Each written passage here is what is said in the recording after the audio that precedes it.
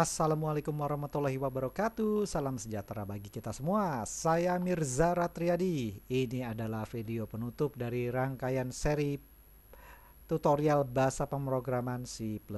Saya ingin mengucapkan terima kasih yang tidak terhingga untuk Anda semua yang sudah mengikuti tutorial bahasa C++ saya dari awal sampai akhir. Ada 49 pertemuan ya. Ya, 49 pertemuan. Kalau Anda sudah mengikuti semuanya, sekali lagi saya ucapkan banyak terima kasih yang tidak terhingga. Anda luar biasa, Anda sangat hebat. Pokoknya Anda luar biasa.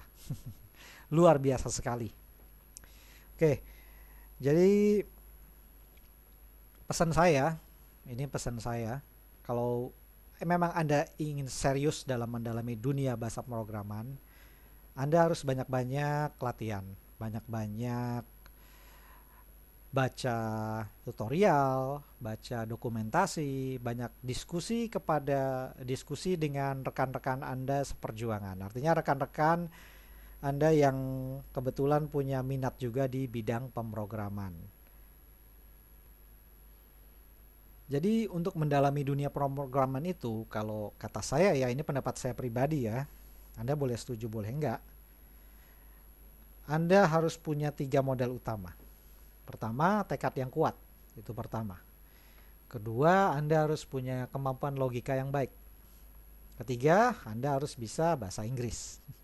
Kenapa? Jadi gini, tekad yang kuat itu udah pasti. Sebab kalau Anda nggak punya tekad yang kuat, Anda bisa berhenti di tengah jalan. Saya dulu juga waktu masih kuliah, kemudian kerja, ya saya belajar bahasa pemrograman, kemudian ya saya juga sempat putus asa. Waktu mendalami bahasa pemrograman, saya sempat putus asa. Ya karena saya merasa nggak punya kemampuan olah logika yang baik. Tapi saya sadar bahwa saya nggak boleh seperti itu. Karena gini, kalau udah punya tekad, kalau kalau kemudian saya merasa bahwa kemampuan logika saya ini kurang, berarti kemampuan logika saya harus diasah. Caranya gimana? Ya banyak latihan.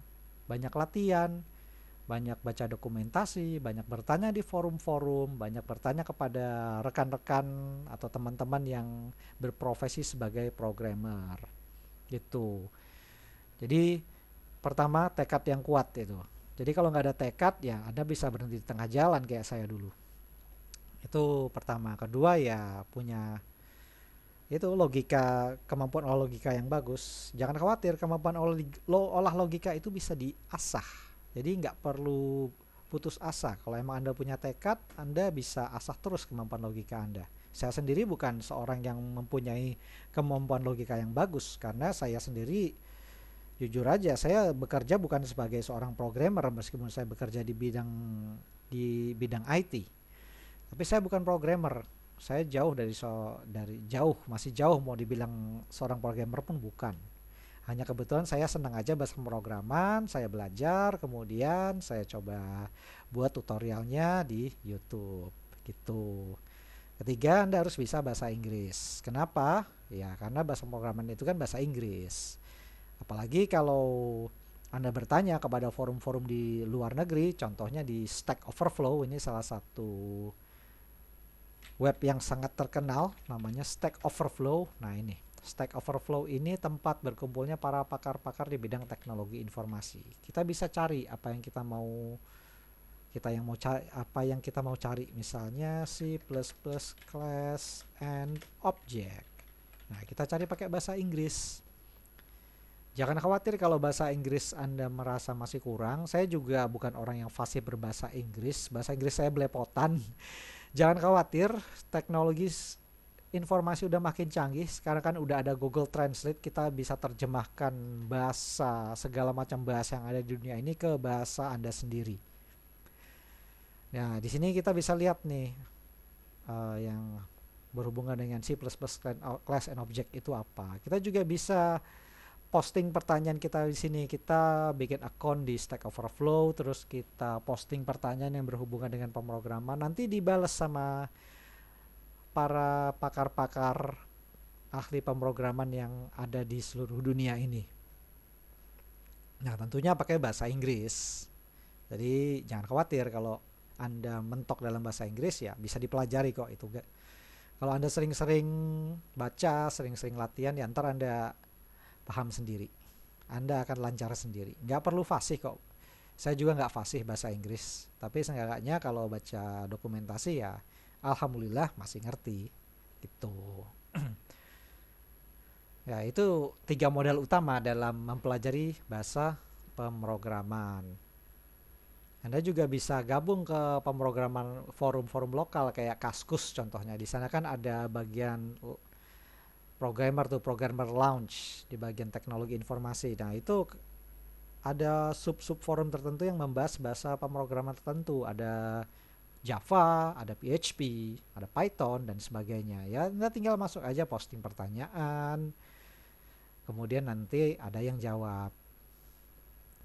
Ya, intinya ya salah satu yang paling penting ya Anda cari teman seperjuangan. Cari teman yang sama-sama suka bahasa pemrograman. Lebih bagus lagi Anda punya teman programmer. Jadi Anda bisa punya teman diskusi. Anda bisa ajak diskusi teman Anda kalau misalnya Anda mentok di salah satu problem, Anda bisa diskusikan bareng, nanti bisa dicari solusinya.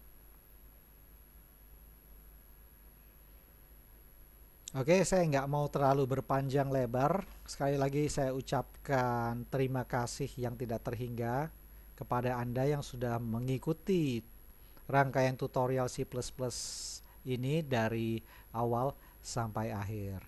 Saya berdoa semoga Anda bisa mencapai apa-apa yang Anda cita-citakan, baik Anda seorang pelajar, mahasiswa, atau yang sudah berkarir di dunia kerja. Saya doakan sukses bagi Anda. Tetap semangat, jangan menyerah. Ingat, modal utama adalah tekad yang kuat. Apapun bidang pekerjaan Anda, apapun bidang usaha Anda. Sekali lagi, saya berdoa semoga Anda mencapai apa-apa yang Anda cita-citakan dan sukses selalu buat Anda. Akhir kata, dari saya cukup sekian. Mohon maaf apabila selama ini ada kekurangan. Oh ya, jangan lupa subscribe kalau Anda berkenan. Sampai jumpa di lain kesempatan dan wassalamualaikum.